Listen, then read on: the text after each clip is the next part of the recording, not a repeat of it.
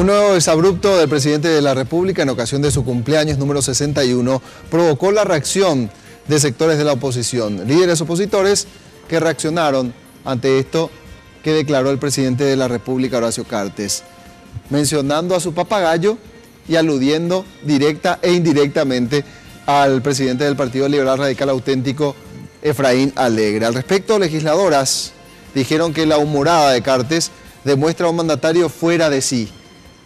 La senadora cartista Lilian Samaniego deseó que todos los responsables de la quema del Congreso estén tras las rejas. Dijo esto en vez de opinar sobre el papagayo Efraín que Cartes mencionó.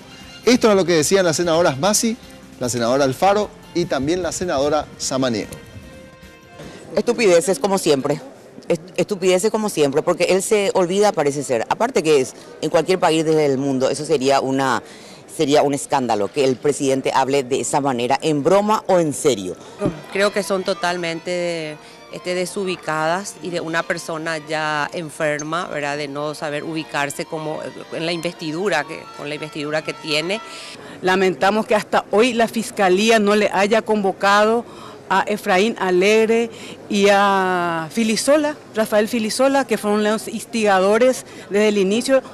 Efraín Alegre decía en diciembre: vamos a tomar el Congreso, vamos a tomar el Palacio, y antes de iniciarse todo, ellos habían venido hasta acá a guiarles a la gente que vino realmente a patotear.